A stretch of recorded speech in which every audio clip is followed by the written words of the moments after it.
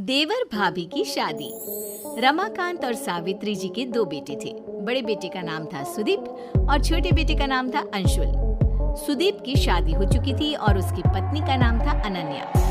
अंशुल दूसरे शहर में रहकर एक बड़ी कंपनी में नौकरी करता था। कुछ दिनों के लिए अंशुल जब अपने घर आया हुआ था। बहुत दिनों के बाद आए हो बेटा, जल्दी जल्दी छुट्टियां ले लिया करो। अरे पापा, अभी 6 महीने पहले ही तो भाई की शादी में आया था। उसके बाद तो कंपनी वालों ने छुट्टी ही नहीं दी। हाँ, बात तो तेरी सही है। मेरी शादी के बाद तो तू अब घर आया है। लेकिन भाई, आपकी शादी को भी तो सिर्फ 6 महीने ही हुए हैं। लगता है अब तुम्हारी भी शादी जल्दी करनी पड़ेगी। तुम भी तो सुदीप से सिर्फ 1 साल छोटे हो। जल्दी से तुम्हारे भी हाथ पीले कर देते हैं। अरे कैसी बात करती है मम्मी, अभी मुझे कुछ दिन नौकरी तो करने दो। देवर जी, आपकी भी शादी हो जाएगी तो मेरा मन लग जाएगा। देवरानी आ जाएगी घर में। अनन्या देवरानी आ भी जाएगी तो कौन सा यहाँ रहेगी, वो तो इसके साथ नौकरी पर जाएगी। हाँ मम्मी जी, वैसे बात तो आपकी बिल्कुल ठीक है। और फिर कुछ महीनों के बाद ऑफिस से लौटते वक्त सुदीप का एक्सीडेंट हो जाता है और उस एक्सीडेंट में उसकी मौत हो जाती है। ये क्या दुखों का पहाड़ टूट पड़ा। जवान बेटे की मौत हो गई। क्या करेंगे अब हम लोग। शादी को सिर्फ 8 महीने हुए हैं। उसकी पत्नी ने अभी तो अपना जीवन जीना शुरू भी नहीं किया। मम्मी जी, पापा जी, मेरा क्या होगा। मेरी तो जिंदगी खराब हो गई। मैंने कभी सोचा भी नहीं था सुदीप मुझे इतना जल्दी छोड़कर चले जाएंगे। अरे बहू, सोचा तो किसी ने भी नहीं था। हम तुम्हारा दुख समझते हैं बेटा, लेकिन भगवान की मर्जी के आगे हम कुछ नहीं कर सकते। कितना अच्छा बेटा था मेरा। मैंने किसी का क्या बिगाड़ा था जो वो मुझे ऐसे छोड़कर चला गया। जब आखिरी बार भाई से मिला था तो सोचा भी नहीं था कि ये मेरी उनसे आखिरी मुलाकात होगी। इतने खुश थे भैया, मेरी शादी की बातें कर रहे थे। पूरा परिवार कुछ दिन इसी तरह दुखी रहता है। वक्त बीतता जाता है। सावित्री और रमाकांत जी महसूस करते हैं कि अनन्या काफी अकेली और दुखी रहने लगी थी। सावित्री, हमारी बहू की अभी उम्र ही क्या है, सिर्फ 25 साल, और उसके चेहरे की उदासी देखो। उसे इस तरह देखकर मुझे बिल्कुल अच्छा नहीं लगता। आप ठीक कहते हैं। अनन्या बहुत रोती है और उसका अकेलापन मुझसे भी नहीं देखा जाता। एक बात कहूं सावित्री, क्या हमें अपनी बहू की दूसरी शादी करवा देनी चाहिए? अरे लेकिन समाज वाले क्या कहेंगे कि हम अपनी विधवा बहू की शादी करवा रहे हैं। अरे लेकिन उसकी उम्र तो देखो, सिर्फ 25 साल की है। पूरी जिंदगी कैसे कटेगी सावित्री, कैसे रहेगी वो? मैं सब समझती हूँ जी, लेकिन पहले हमें खुद अनन्या से बात करनी होगी कि वो इस बात के लिए तैयार है या नहीं। इसके बाद ही हम कुछ कर सकते हैं। मुझे तो लगता है कि हमें अंशुल से भी इस बारे में बातचीत करनी चाहिए। उसका क्या ख्याल है, जरा पता तो करें। सावित्री और रमाकांत अंशुल को अपने पास बुलाते हैं। अंशुल बेटा, तुम तो जानते हो सुदीप के जाने के बाद अनन्या की कैसी हालत हो गई है। तुम्हारा इस बारे में क्या ख्याल है? पापा, मुझे लगता है हमें भाभी की दूसरी शादी करवा देनी चाहिए। जब अंशुल भी कह रहा है तो ठीक है, हम अनन्या की शादी करवा देते हैं। वो खुश रहेगी तो हमें भी अच्छा लगेगा। रमाकांत और सावित्री अनन्या के लिए लड़का ढूंढते हैं, लेकिन अनन्या के विधवा होने की वजह से कभी उन्हें बहुत ज्यादा उम्र का लड़का मिलता तो कभी कोई अच्छा लड़का मिलता ही नहीं। इस बात से रमाकांत और सावित्री अच्छे खासे परेशान हो जाते हैं।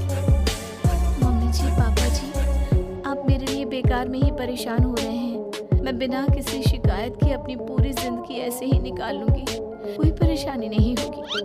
नहीं बेटा, हम तुम्हें इतना दुखी नहीं देख सकते। हमारा बेटा तो चला गया और अब तुम्हारी पूरी जिंदगी ऐसे ही खराब हो गई तो हम अपने आप को माफ नहीं कर पाएंगे।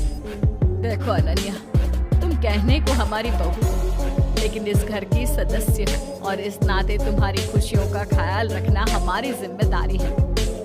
मम्मी जी, पापा जी, आप मेरे लिए इतना सोचते हैं ये कम है क्या? और सच बताऊं, मैं पूरी जिंदगी आप लोगों के पास ही रहना चाहती हूँ। वैसे भी आप जानते हैं मेरे माँ बाप इस दुनिया में है नहीं, मैं कहाँ जाऊंगी? बेटा इसीलिए तो हम तुम्हारी दूसरी शादी करवाना चाहते थे। हम चाहते थे कि तुम्हारा घर बस जाए और तुम अपने जीवन साथी के साथ खुश हो। लेकिन आपने देखा ना पापा जी, कितनी कोशिश की मेरी शादी करवाने की। एक बार विधवा हो जाने के बाद कोई भी अच्छा लड़का एक लड़की को अपनाने के लिए तैयार नहीं होता। हम तुम्हारे लिए लड़का ढूंढने की कोशिश करते रहेंगे बेटा, कोई ना कोई मिल ही जाएगा। नहीं पापा जी, बहुत मुश्किल है, इतना आसान नहीं होता। आप हमारे समाज को जानते हैं, एक लड़की के विधवा हो जाने पर उससे दोबारा शादी करने को कोई तैयार नहीं होता। मैं जानती हूँ लोग मेरे बारे में क्या बात करते हैं। रिश्तेदार, अड़ोस पड़ोस के लोगों को बात करते हुए सुना है मैंने। सब कहते हैं कि 1 साल के अंदर ही मैं अपने पति को खा गई। मेरे आते ही आपके बेटे और मेरे पति की मौत हो गई। नहीं नहीं भाभी, ऐसा नहीं कहते। भैया की मौत में आपका कोई हाथ नहीं, ये तो सब भगवान की मर्जी है।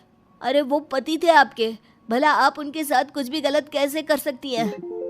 अंशुल ठीक कह रहा है बेटा, हमने अपना बेटा खोया है, हमें कितनी तकलीफ है हम किसी को बता नहीं सकते, लेकिन उसकी मौत के लिए तुम्हें भी जिम्मेदार नहीं ठहरा सकते। मम्मी जी, आप नहीं कहते ये मैं जानती हूँ, लेकिन सारी दुनिया तो यही कहती है। ऐसे में कौन करेगा मुझसे शादी? कोई नहीं करेगा मम्मी जी, सारी दुनिया मुझे मनहूस समझती है। मैं करूँगा आपसे शादी, मैं आपको हमेशा इसी घर में रखूँगा। आप इस घर में रहना चाहती है ना, मम्मी पापा के साथ, हमारे साथ? ठीक है, मैं आपसे शादी करूँगा भाभी। अरे ये तुम क्या कह रहे हो अंशुल, तुम अपने बड़े भाई की विधवा के साथ शादी करोगे? बेटा तुमने ये फैसला सोच समझ कर तो लिया है ना? अरे कैसी बात कर रहे हैं आप? अपने बेटे को रोकने की बजाय उससे पूछ रहे हैं कि फैसला सोच समझ कर लिया है। लेकिन मम्मी, आपको इस बात से क्या एतराज है? देवर जी, मेरी वजह से आप अपनी जिंदगी खराब करने की कोशिश मत कीजिए।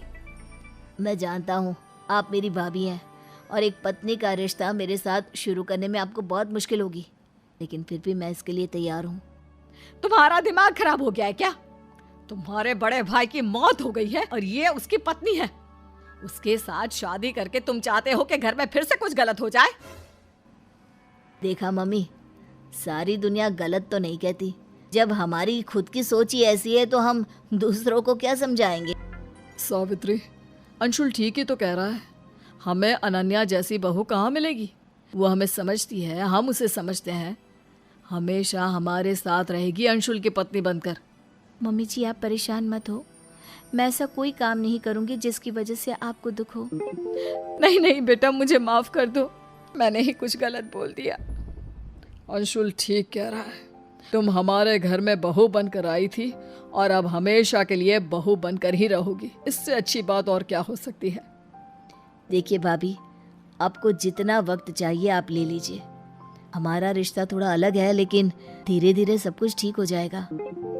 रमाकांत और सावित्री जी अंशुल और अनन्या की शादी करवा देते हैं और इस तरह से एक देवर अपनी भाभी से शादी करके कम उम्र में विधवा हुई अपनी भाभी की जिंदगी को फिर से खुशियों से भर देता है।